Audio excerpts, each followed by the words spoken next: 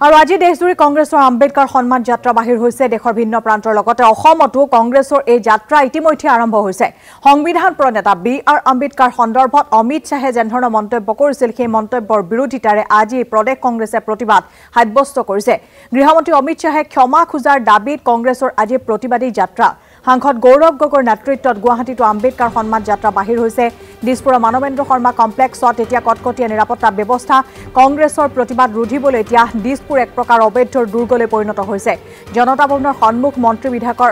আবাসৰ প্ৰৱেশদ্বাৰতো কটকটীয়া নিৰাপত্তা বেষ্টনী গঢ়ি তোলা হৈছে আৰু বিশাল সংখ্যক আৰক্ষী অৰ্ধসামৰিক বাহিনীৰ জোৱান মোতায়েন কৰা হৈছে মানৱেন্দ্ৰ শৰ্মা কমপ্লেক্সৰ পৰা জিলা আয়ুক্তৰ কাৰ্যালয়লৈ প্ৰতিবাদী সমদল এয়া বাহিৰ হৈছে আৰু কামৰূপ মহানগৰ জিলা কংগ্ৰেছ কমিটিৰ উদ্যোগত এই বিশাল প্ৰতিবাদ ইতিমধ্যে আৰম্ভ হৈছে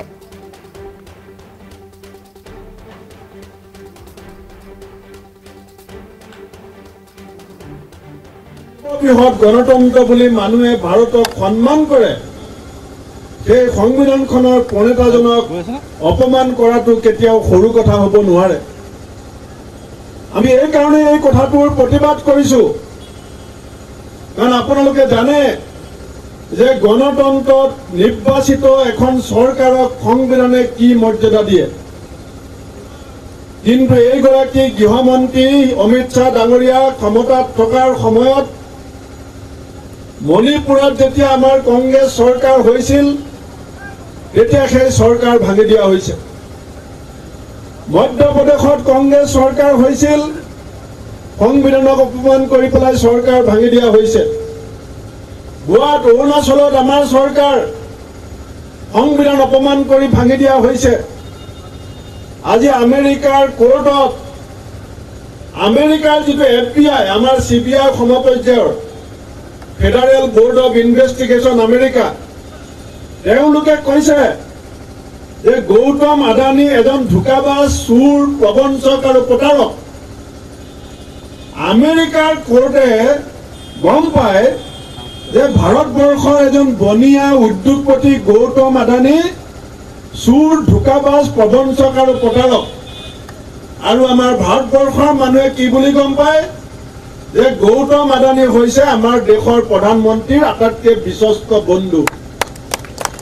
আজি আমাৰ CBI গম নাপায় গৌতম আদানী চুৰ বুলি আমাৰ এনফোৰ্সমেন্ট ডাইৰেক্টৰে গম নাপায় CBI গম নাপায় আমাৰ ভাৰতবৰ্ষত ED CBI SEBI পুলিচ এওঁলোকে কেৱল বিৰোধী নেতাবিলাকৰ ঘৰত সোমাব পাৰে আমেৰিকাৰ আদালতে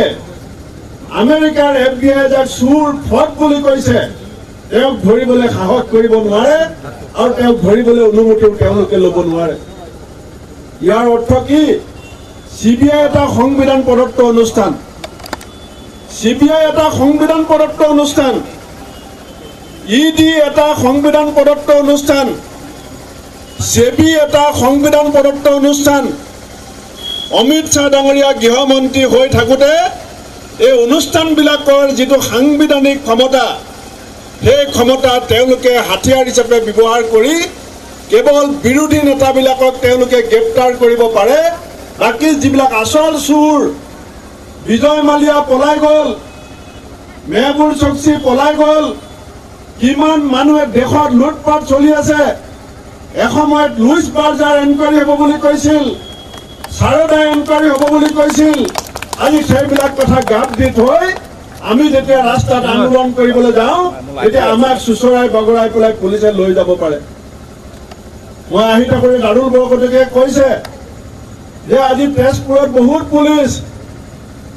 আজি গুৱাহাটীত বহুত পুলিচ কিন্তু ইমান যে আমাৰ পুলিচৰ শক্তি আছে আমি পুলিচক বেয়া নাপাওঁ কিন্তু ইমান পুলিচ থাকোঁতে চুৰ ডকাইতৰ সংখ্যা কেনেকৈ বৃদ্ধি পাইছে ধৰ্ষণৰ সংখ্যা কেনেকৈ বৃদ্ধি পাইছে নাৰী নিৰ্যাতনৰ সংখ্যা কেনেকৈ বৃদ্ধি পাইছে কাৰণ পুলিচক এতিয়া বিজেপিয়ে নিজৰ হাতিয়াৰ কৰিব বিচাৰিছে সিদিনাখন মোক গুৱাহাটীত গ্ৰেপ্তাৰ কৰি লৈ গ'ল